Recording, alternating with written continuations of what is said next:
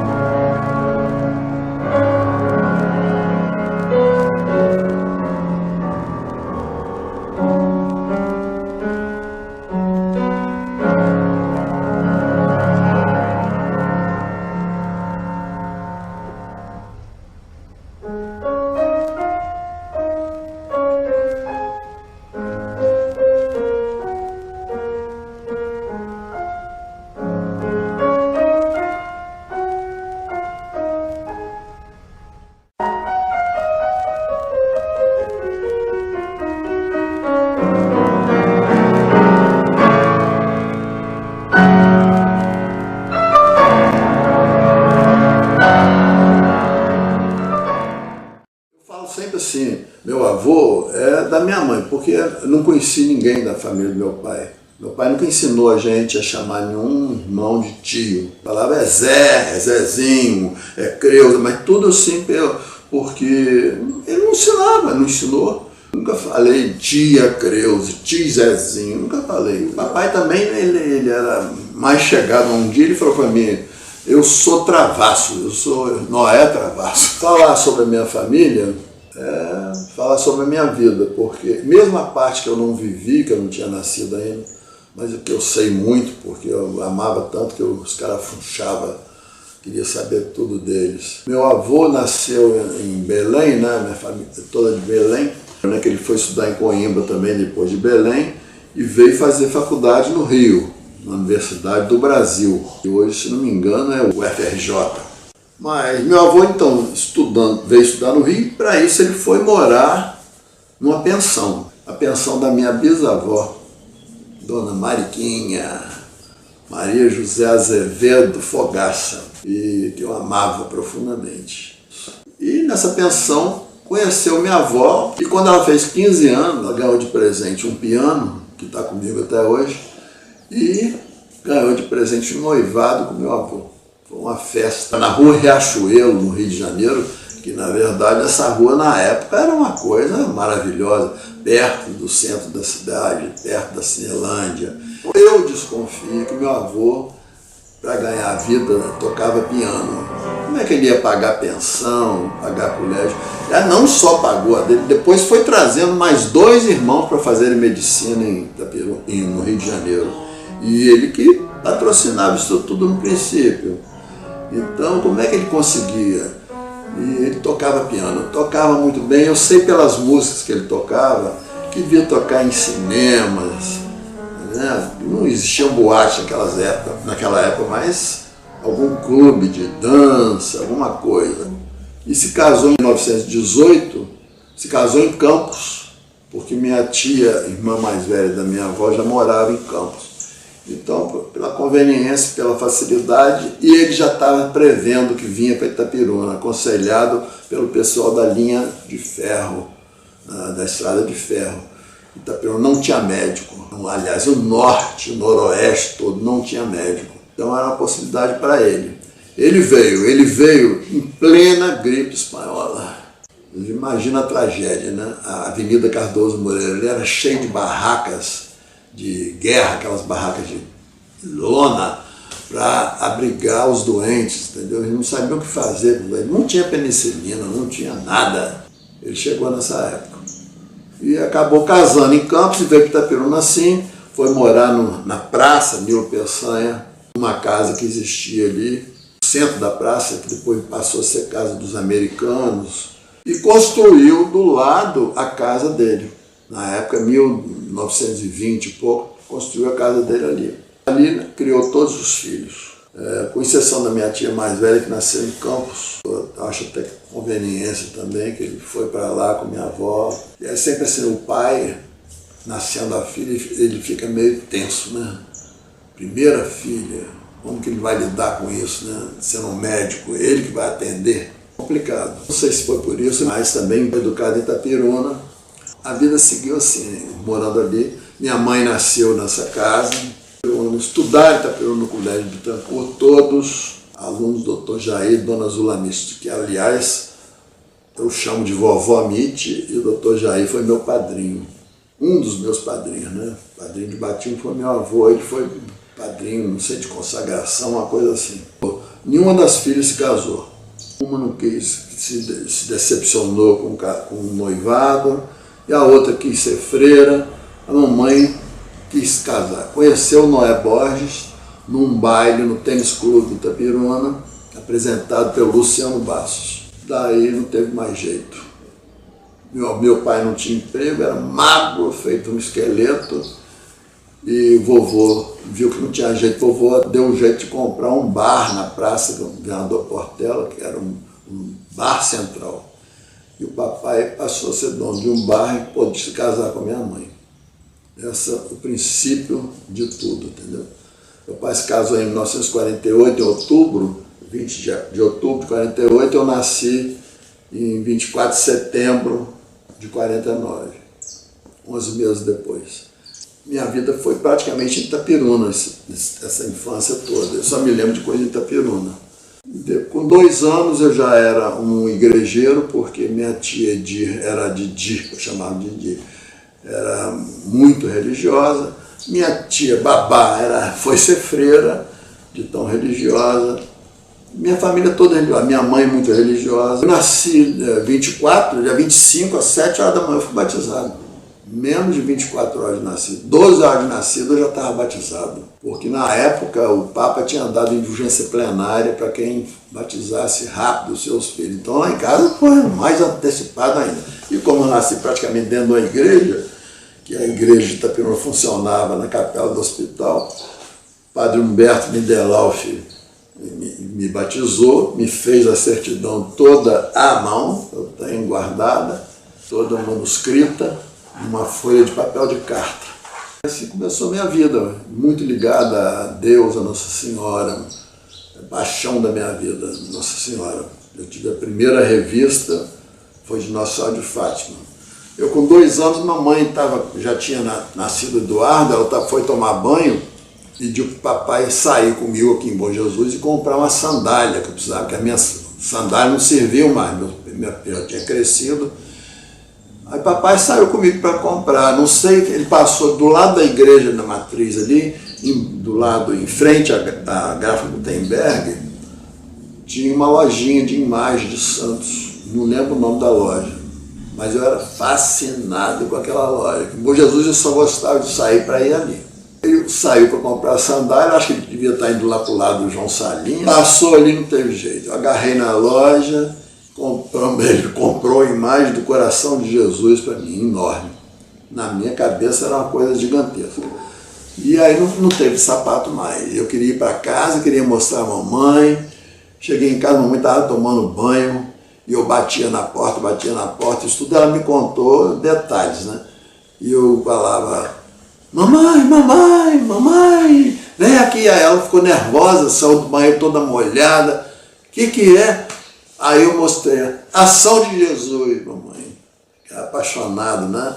E ela falou, meu Deus, e a sandália?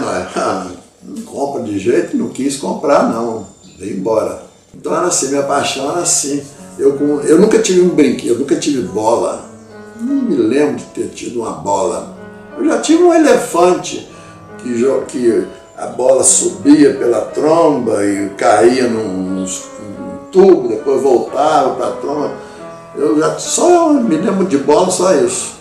Nunca tive bola. Eu tive barco, meu avô me trazia do Rio um barco de madeira bonito, com vela, barco a vela, que para mim servia, sabe para quê? Para fazer procissão marítima. Botava dentro da banheira e ficava com Nossa Senhora dentro do barco, andando e cantando aquelas músicas de igreja, entendeu? Minha avó me deu um dominó, que era dela, que eu era apaixonado por ver aquelas pecinhas de madrepérola, lindo. Deu, mas sabe para que eu usava o dominó? Para jogar? Não, nunca gostei de jogo. Fazia procissão, botava um andor atrás, andava com a procissão, às vezes o dominó caía todo em cima do outro. No carro, eu tive um caminhão que eu ganhei, quando eu tinha 4 anos, era um caminhão basculante. Para que serviu o caminhão? Para carregar o santo em cima da carroceria. Quer dizer, são coisas que eu fazia sem nunca ter visto carro andor, sem nunca ter visto procissão de velas. Era uma coisa intuitiva, que eu pegava aquilo para fazer transporte dos santos. Eu lidava com os santos, com as imagens, como se fossem coisas vivas. Tão vivo que um dia eu morava ali em frente ao grupo escolar Pereira Passo, eu tinha uma babá, ou era empregada da mamãe, uma coisa assim. Não devia ser babá, nunca mamãe nunca teve babá. Empregada muito menos, ela fazia tudo. Mas devia ter alguém para ajudar ela. E eu sei que eu estava no quintal, que tinha um pé de jamelão. Isso não esqueço jamais, porque eu pisava naquele jamelão, sujava a roupa naquele jamelão, mamãe ficava danada da vida. E eu na parte de baixo, ali o quintal, ali descendo para aquele valão que vem da Santa Rosa. Eu Cristo Rei, acho que foi o papai que me deu também. O papai me dava muitas imagens, eu só queria isso, entendeu? Eu não queria brinquedo nenhum. Cristo Rei é a imagem de Jesus coroado, que tem no hospital aqui de Bom Jesus, que a capela se chamava Cristo Rei, mudaram o nome, não sei porquê. A capela do Hospital de Itapirona se chamava Cristo Rei, que era também do Colégio Cristo Rei de Cachoeira de Itapemirim. Então as freiras eram de lá, elas faziam na capela o Cristo Rei. E eu ganhei essa imagem. Aí o que eu fiz? Como o Cristo Rei carrega uma bola na mão esquerda, aquela bola era minha bola de jogar. Aí eu chamei essa moça que trabalhava e pedi para ela ir jogar comigo. Eu devia ter, no máximo, 3 anos de idade. Ela foi jogar, ela ficou lá e eu peguei o meu Cristo Rei inteiro e joguei para ela. Como se fosse uma coisa viva, eu vou tirar a bola e jogar para ela. Quando eu fiz isso, ele caiu no chão, lógico, quebrou inteiro, misturado com um jamelão. Eu fiquei tão triste. Os santos também viviam quebrando, né? Porque criança brincando com imagem de gesso. Aí eu colava, sabe com o quê? Com sabão. Fazia uma massinha de sabão, assim, colava, ficava tudo aleijado. Mas era meu paixão. Eu tive não sei quantos presépios, eu perdi de conta. Era enlouquecido pelo presépio. Eu fazia presépio com pedrinhas debaixo do porão da casa do meu avô. A casa do meu avô era muito grande e tudo que tinha em cima tinha embaixo no porão. Então eu fazia, ali era meu paraíso, meu parque, entendeu? Ali eu pegava folhas do fixo, que tinha um muro todo de fixo, pegava folhinhas, pegava pedra, tudo eu fazia, era religioso. Não tinha outro tipo de brincadeira. Mas ganhei muitos presépios. Uma vez eu ganhei um presépio que eu queria ter hoje, porque era tão pequenininho, cada imagem toda pintadinha. Eu não sei o que aconteceu com ele, deve ter descacetado, porque foi comprado na Casa Seleta em Itapirona, que eu amava, era uma loja também muito requintada que tinha em Itapirona. Já fiz várias homenagens em televisão para essa casa, para essa loja, Casa Seleta. E ali ganhei muita coisa comprada ali naquela loja.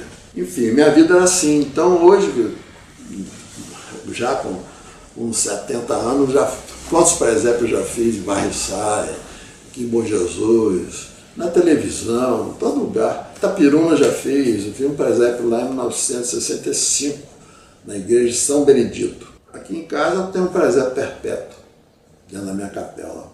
Eu sou apaixonado. E continuo, acho que é uma coisa que parece que hoje eu tenho consciência de que eu já vim com esse caminho, entendeu? É uma coisa que já vem, esse amor que eu tenho pela igreja, por Maria, por Jesus, por José, pela igreja toda, de maneira geral, já vem uma coisa de, parece até que existem outras vidas. Marcou na minha vida foi o nascimento do Eduardo.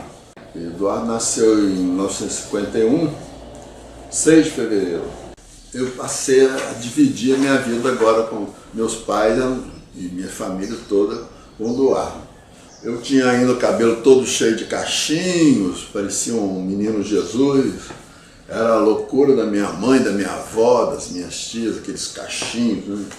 Eu não gostava muito não, eu tenho a impressão que não gostava não. Eu tinha a boca muito vermelha, o pessoal assim, nossa, parece que passa batom, tinha horror disso. Aqui papai andava de bicicleta, meio de transporte da nossa família, né?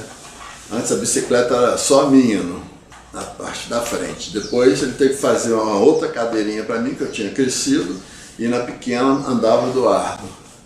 O passeio se resumia em ver as casas de Bom Jesus, as 2 casas principais de Bom Jesus. Para mim eram a casa da Ieda Busquet, na rua República do Líbano, e a casa da Adélia Bussadi, na rua do Calçado, em Bom Jesus do Norte. Passava até pela ponte de madeira. Eu achava aquelas casas uma coisa fora do comum. E hoje, um dia, depois de muito tempo, eu falei, gente, eu já era arquiteto nato, porque eu queria ver a casa.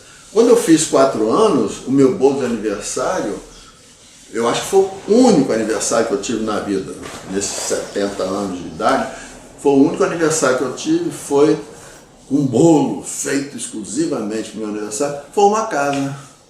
Eu queria que a mamãe fizesse uma casinha. Então a mamãe teve uma trabalheira, foi uma loucura. A gente morava em frente ao grupo, ela fazendo a casinha com todos os detalhes, e eu lembrava detalhes, eu queria... A chaminé, não pode deixar de ter a chaminé, as janelinhas, as jardineiras na janela, tudo tinha no bolo.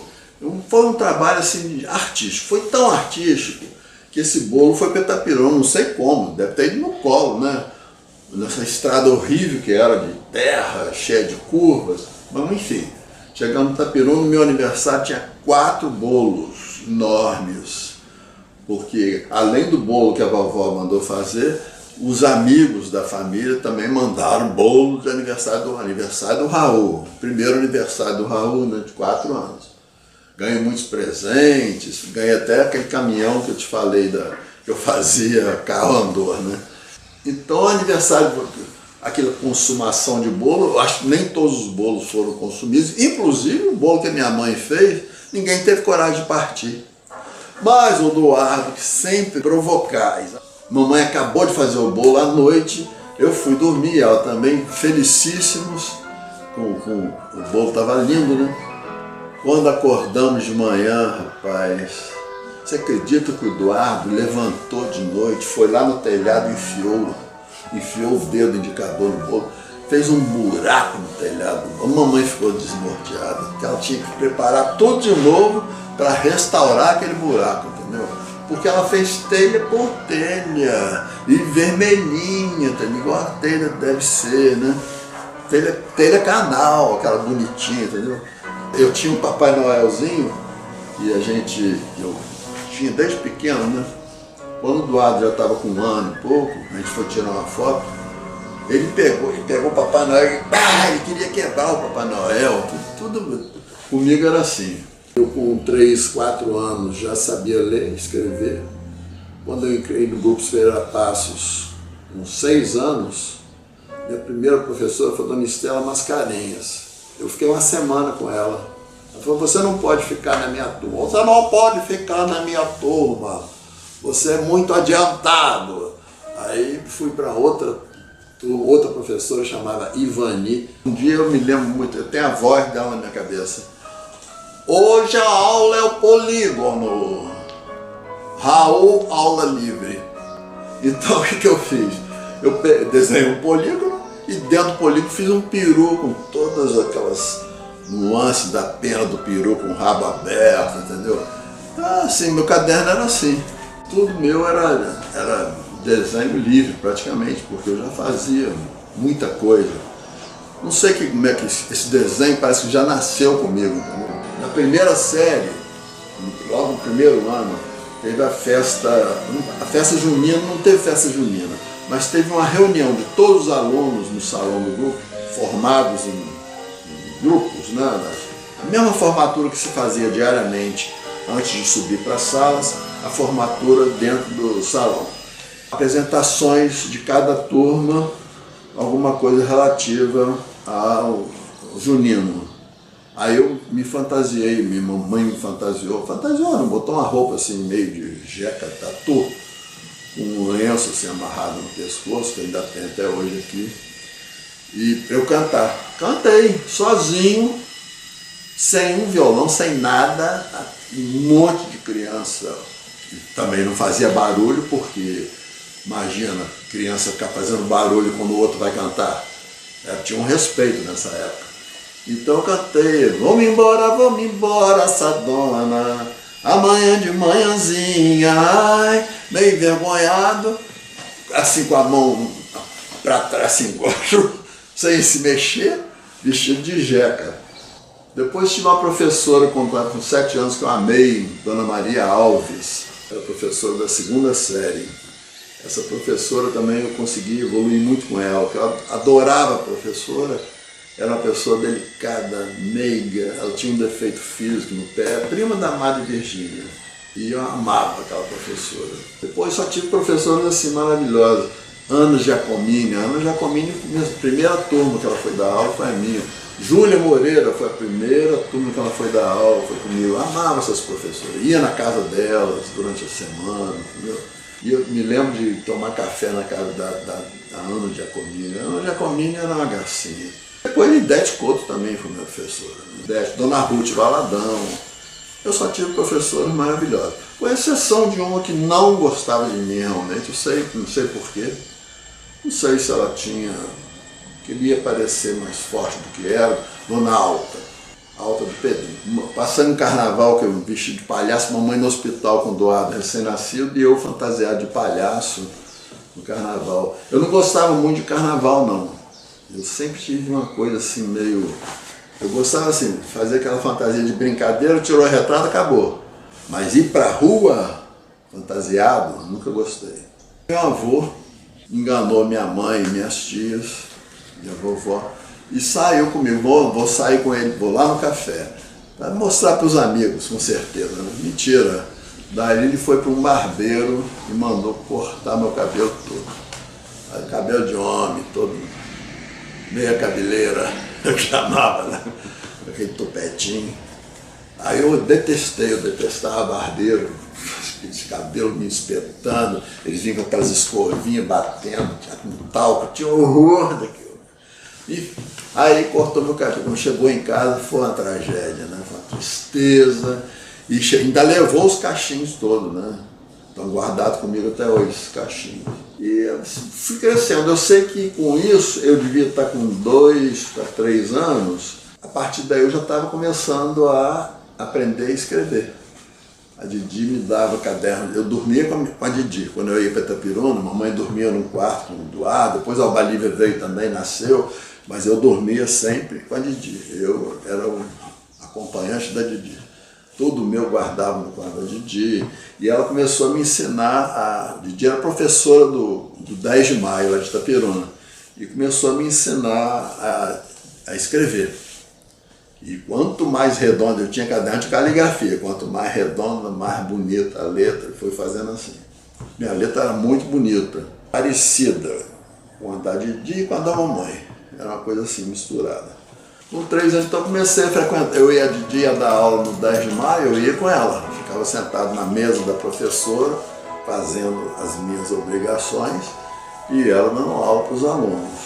Aquilo acho que foi até me ajudando a aprender outras coisas, né? Porque a professora está dando aula para os alunos, você está ali, mesmo que esteja fazendo uma caligrafia, seu ouvido está ouvindo, né?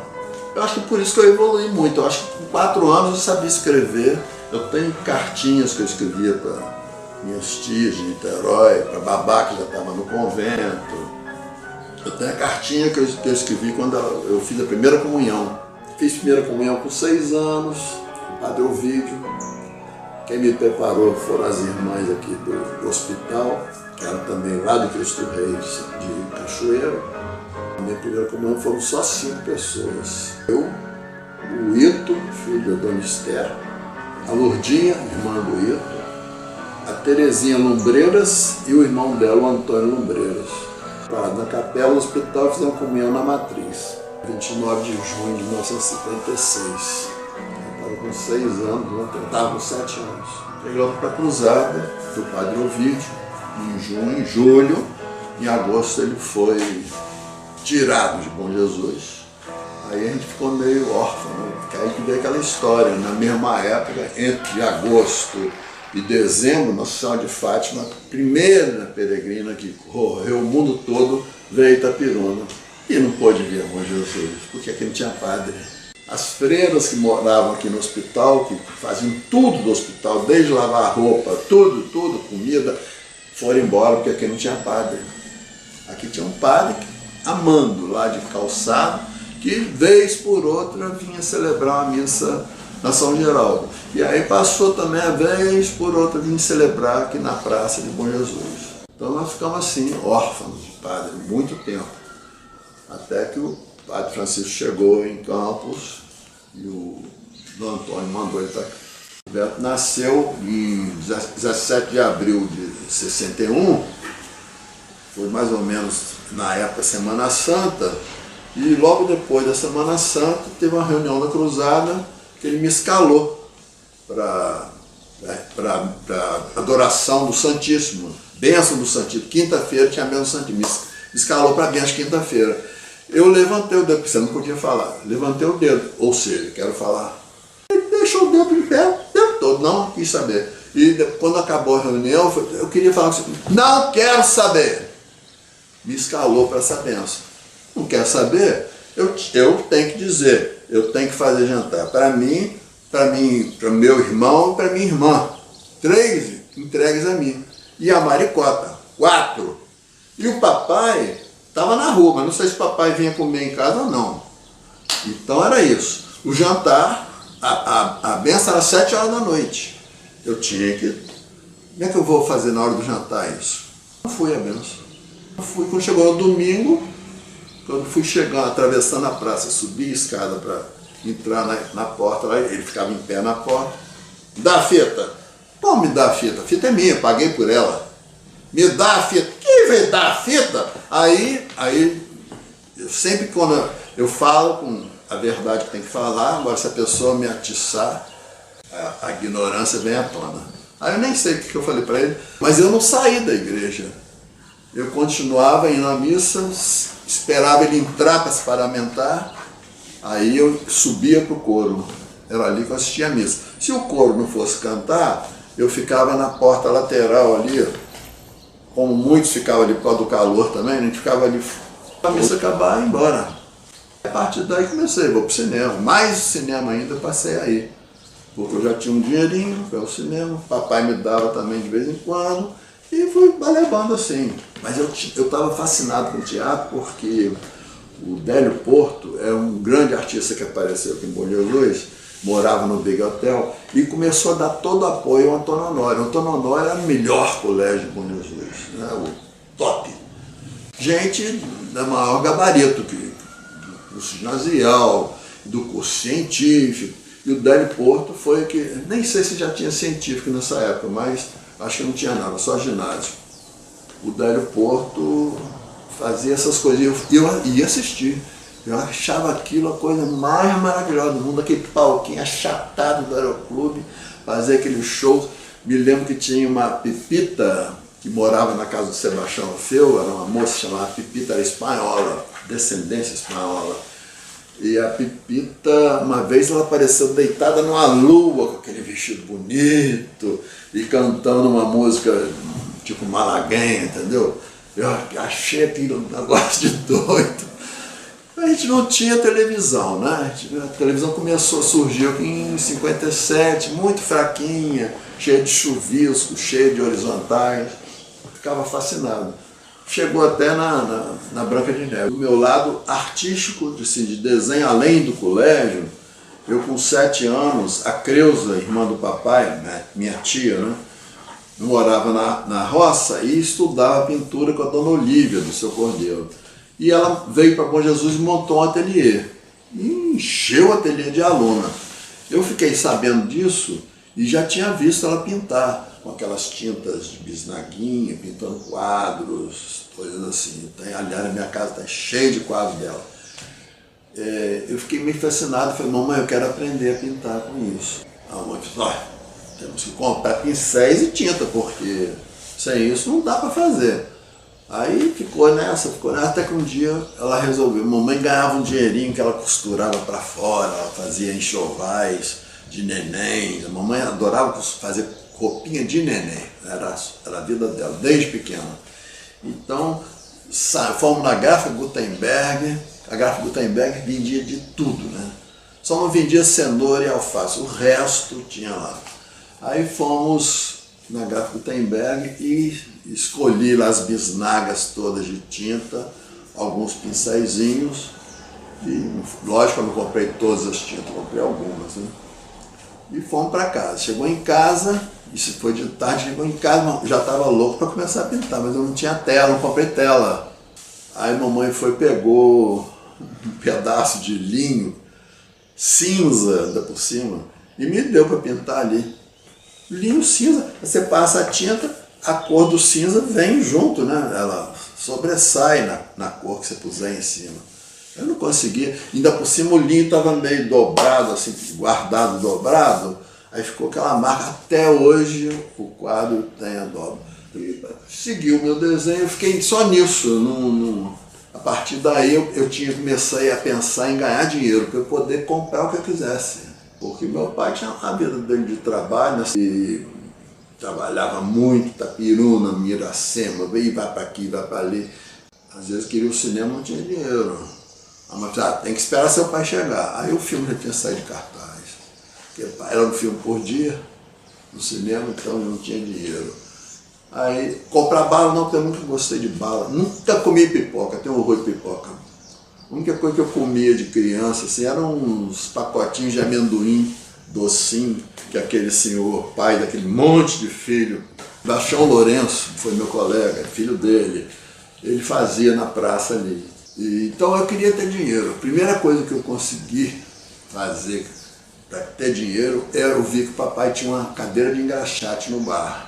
Isso também eu devia ter menos de 7 anos, menos, porque ele vendeu o bar, eu tinha 7 anos. E eu vi que tinha uns dias lá que a cadeira estava, o engraxate não ia. Aí eu falei assim, mas eu quero engraxar, papai, eu quero engraxar. Então ele me botou para engraxar sapato lá. Engraxei, lógico que eu não era um engraxate, né, pequenininho daquele jeito, mas eu engraxei muito sapato. E juntei um dinheirinho, já dava para comprar baleba. Nunca joguei baleba, mas adorava ter baleba, achava lindo aquelas bolinhas de vidro brilhando. Tá? Me remetia a quê? Natal, né? Árvore de Natal, aquelas bolinhas, tudo aquilo. Era fascinado com o Natal. A partir daí, sempre pensando nisso. Quando eu estava já no ginásio, os planos de aula que as alunas do curso normal tinham que fazer, para quem que elas davam para fazer? Eu. Quem elas vinham pintar como eu pintava, entendeu? Desenhar como eu desenhava, mas ganhei muito dinheiro com plano de aula de professoras. Quando o Socorrinho for fazer 1 ano, Dona Nilza queria fazer uma festa assim, que não tinha em Bom Jesus. Ela queria botar um monte de bichinhos da Disney em cima da mesa decorando. Ela queria botar bichos da Disney, o Pluto, o Mickey, o Pato Donald, tudo na parede, e não tinha onde você comprar assim. Enfim, ganhei um dinheirão bom. Foi o aniversário do Socorrinho, que foram cada bichinho daquele, tudo pintado com tinta guache. Hoje eu fico imaginando assim, as crianças tomando guaraná, refrigerante, com a mão molhada, ia pegar naquele Mickey, a água com a tinta guache, borra tudo. Mas a gente não tinha outra opção, entendeu? Não existia outra tinta. Depois que eu fui para Niterói, eu fiquei sem piano, morando numa pensão, com 4 pessoas, 2 beliches, dentro de um quarto de 3x3, 2 guarda-roupinhas daqueles de papelão praticamente. Cada roupa para dois, dormiam em cima e embaixo, as toalhas de banho tudo pendurado ali, aquele negócio. Um verdadeiro, sei lá o que era. Sentia o cheiro da umidade das toalhas. Era mole não. E em Niterói faltava água. Banheiro, você tinha que se prender para ir no banheiro quando tivesse água, não estivesse vindo um caminhão-pipa. Porque moravam 10 nessa pensão, o mínimo de água que tinha era para fazer comida. Lavar a roupa, que é isso. No princípio eu mandava a roupa para Bom Jesus. Botava dentro de uma mala, fechava a mala e mandava para cá, para a mamãe, entendeu? Para lavar minha roupa. Era um sufoco que eu vou te contar, hein? E eu ia a pé. Eu morava na Otávio Carneiro, 77. E ia a pé para o Instituto Abel. A minha chegada no Abel foi meio desastrosa. Primeiro dia de aulas, Augusto Pereira das Neves já me conhecia daqui, de bailes e tudo. Me viu na sala, assim, eu vou precisar fazer uma prova aqui de avaliação, uma prova de matemática para avaliar. Como é que eu vou dar aula de física sem saber o nível de todos os alunos? Os que eram do Abel eu já conheço.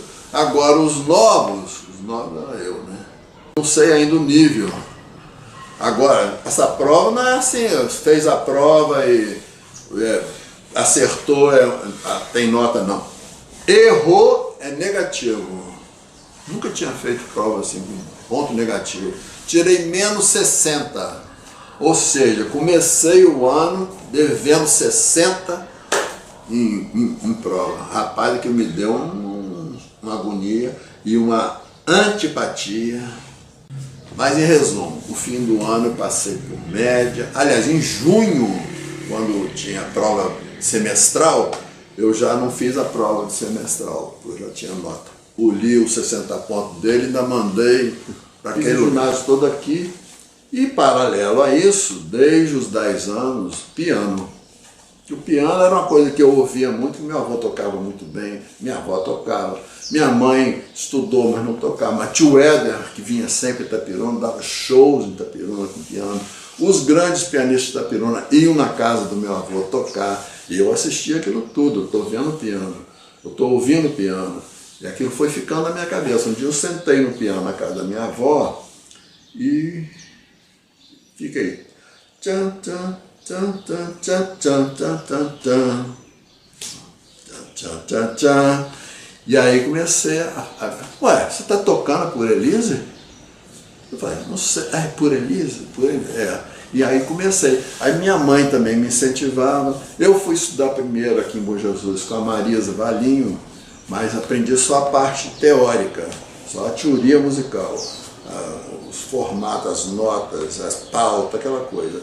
Depois fui estudar com a Marina Ferola, no Alto Santa Rita, onde hoje é a churrascaria que tem lá na praça da rodoviária.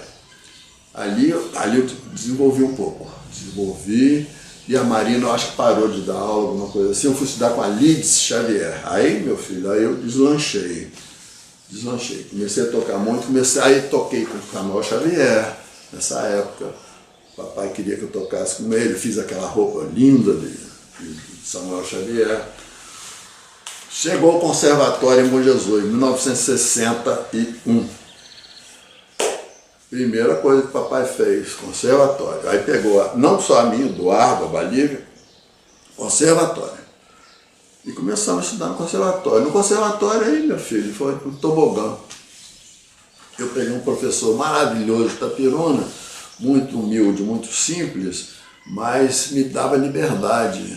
Então eu tinha que tocar para a prova, a vovovinha, batatá. Mas eu já ia, na audição já tocava uma música brava.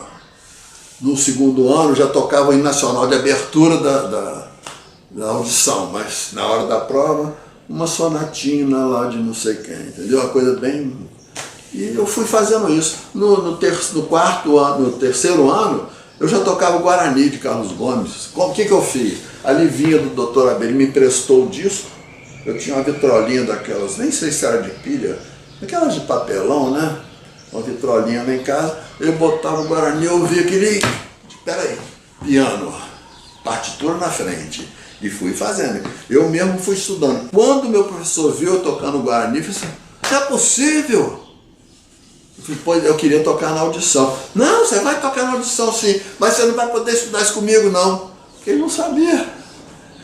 Aí e passou para a filha dele, que é a Ana Maria, que foi um grande pianista de Itapiruna, que foi minha professora, passou a ser minha professora de piano. Até que se casou, e aí teve que me passar para o Leonardo, que é um grande pianista de Itapiruna, que eu conhecia desde a minha infância.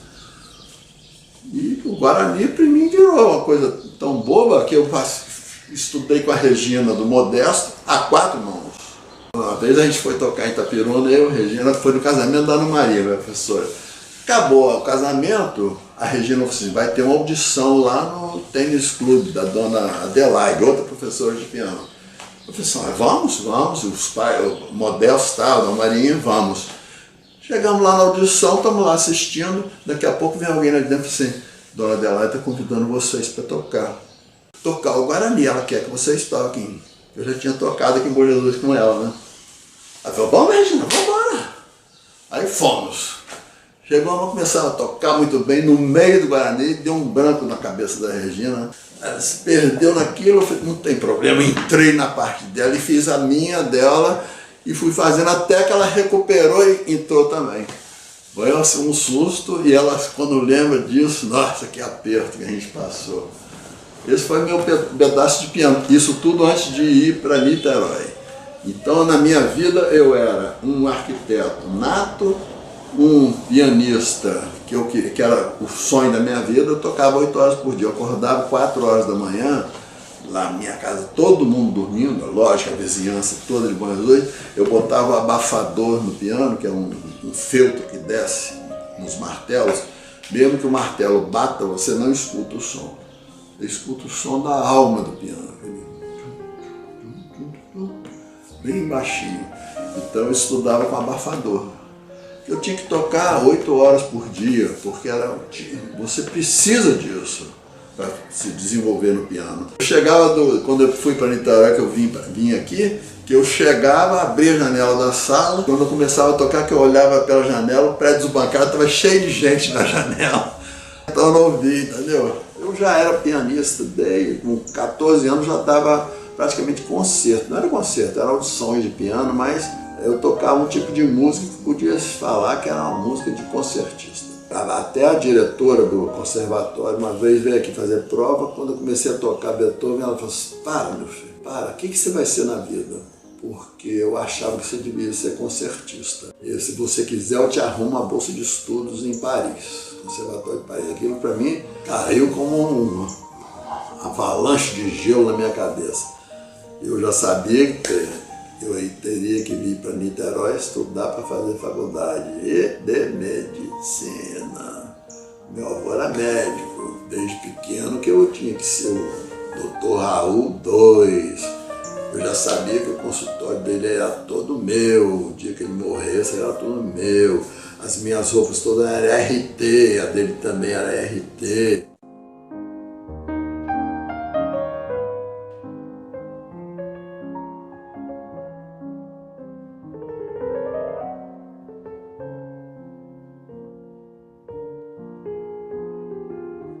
Aos 13 anos, Aeroclube. Papai foi eleito presidente, acho que 63.